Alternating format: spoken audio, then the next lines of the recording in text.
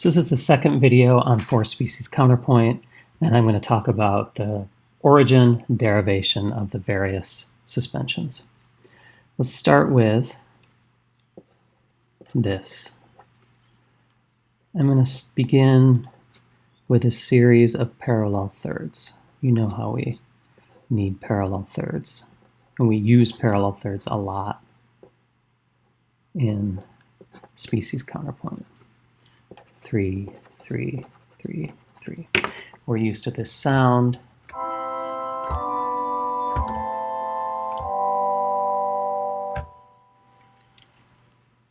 If we shift the upper voice over,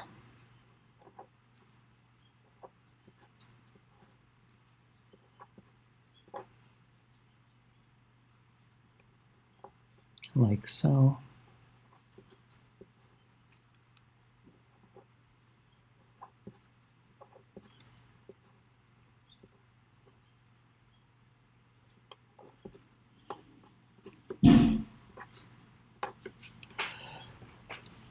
we have the same lower melody and we have the same upper melody.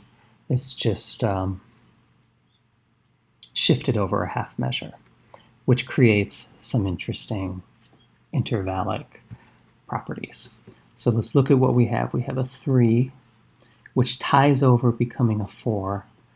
The 4 resolves down becoming a 3, which ties over becoming a 4, resolves down becoming a 3, ties over becoming a 4, resolves down to a 3.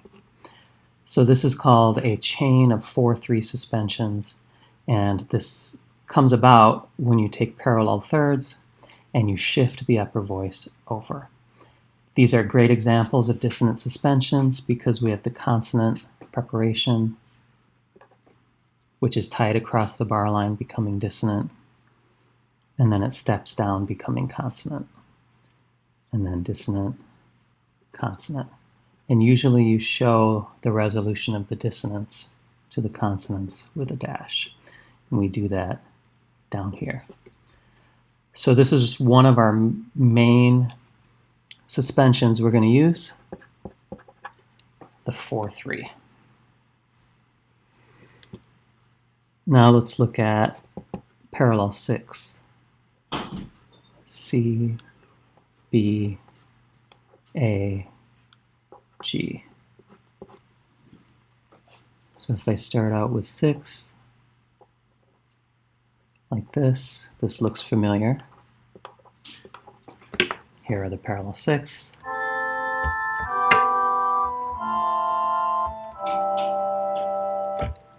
I'm going to do the same thing here.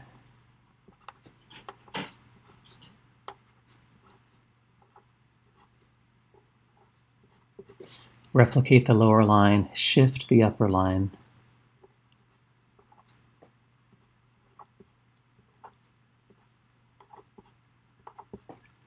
Tie the suspensions across the bar line.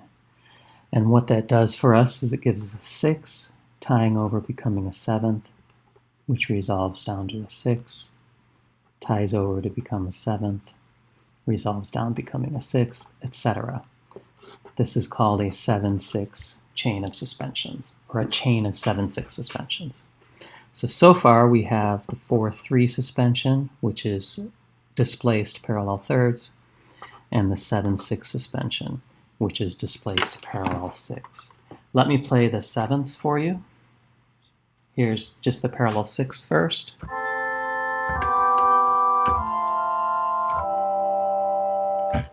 And then delayed.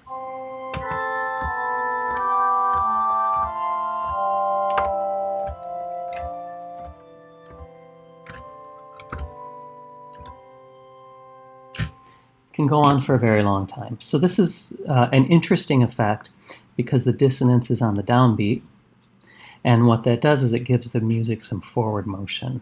You have this little spike of dissonance that needs to resolve, and it resolves on the weak beat, which then ties across the measure and across the bar line, becoming dissonant, which again moves you forward. So it really helps create motion through accented dissonance on the downbeats. All right, so let's talk about if we take this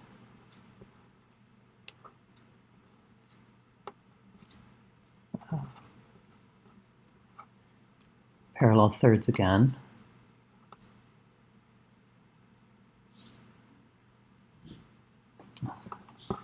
Okay, I can't even write music anymore. I'm not going to edit this. Just deal with it. E, D, C. Here we go. A, G, F, E. So parallel thirds. We've seen this up here.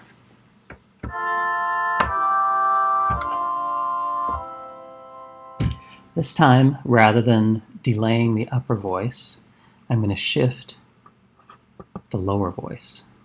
So I write the upper voice in first.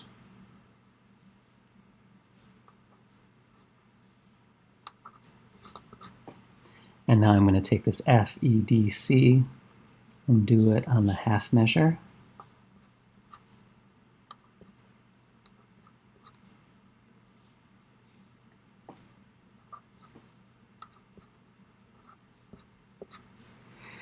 And this gives us a really beautiful sound. 3 ties over becoming 2, and since it has to resolve down, it goes to 3. 2, 3, 2, 3. You'll notice that the 4-3, when it steps down, becomes a smaller interval. 4 goes to 3. The 7-6, when it steps down, becomes a smaller interval, a 6. Here, since the stepping down is in the lower voice, the interval becomes larger. If you think about it, 7 going to 6, you remember in Theory 1 you learned when you invert a 7th, you get a 2nd, and when you invert a 6th, you get a 3rd. That's what these two have in common. All right, so let's listen to this. First, the parallel thirds.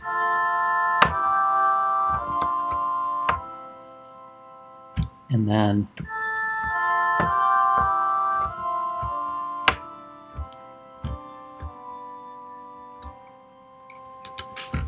really great sound. So these are the 3 main ones you're going to use when you're above the 7-6 and the 4-3, and when you're below, you can use the 2-3 mostly.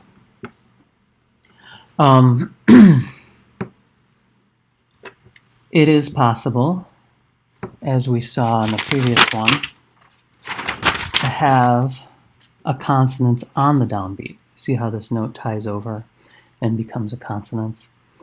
At that point, since it's a consonant pitch, you can step or leap as long as you go to another consonant pitch. Like you see here, this is consonant and it leaps.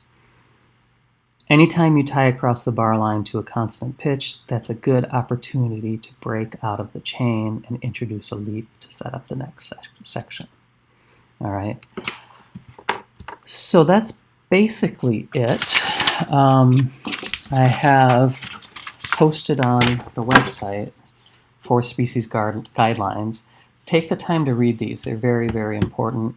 But 4th species is very, very constrained. You have to tie across the bar line, and if the note you tie it to is dissonance, you have to resolve it down by step. So you have less freedom in 4th species, and your goal is actually to write as many chains of suspensions as you can. All right. I encourage you to make sure you read the 4 species guidelines.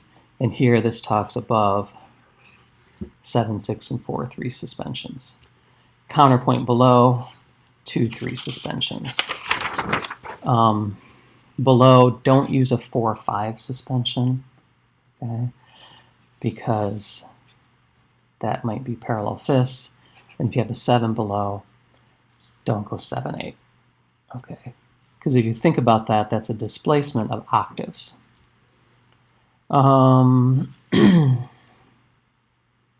So make sure you read all of this, and then the musical goals. The whole idea of four species is to write continuous series of dissonant suspensions and to continue the succession of tied half notes without interruption for as long as possible. In order to do this, one must sacrifice other musical desiderata, such as independence of voices, and may be more tolerant of what constitutes a good melody. So our focus on the melody and melodic quality in first species, second species, and third species is less important here. Mostly what we're trying to do is show that you know how to use suspensions properly. Now, the next thing we'll do beyond fourth species is fifth species. And fifth species will combine first, second, third, and fourth species. And when you're there, then you can use suspensions within the context of more beautiful melodies. Very quickly, I just want to show you how you might approach this. Just have to find my cantuses. So let's look at the first cantus, okay? I'm going to do the number 2 cantus. It goes C, E, D, G, F, E. I'm just going to go that far. I'm going to put it in the bass, C, E, D, G, F, E. Put in some bar lines.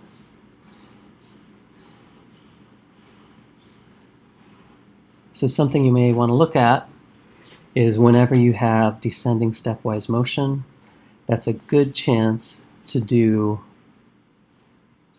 a chain of 7/6 suspensions.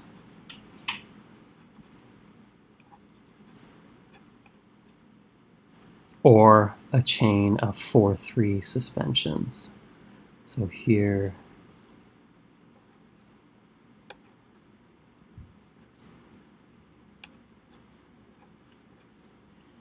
and oh, look at that. They actually combined perfectly. Of course, I meant to do that.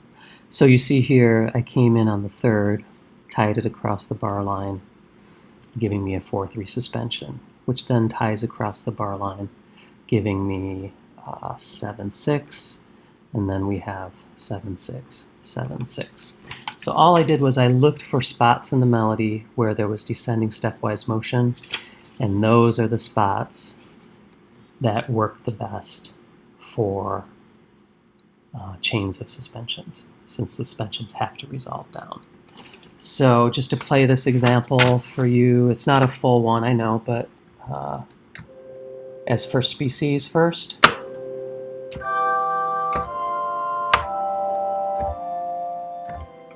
And then second species.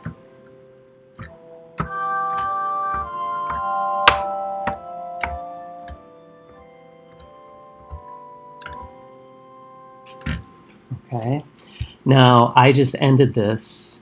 I went one more because I wanted to have an ending. And this was again another 7/6 suspension.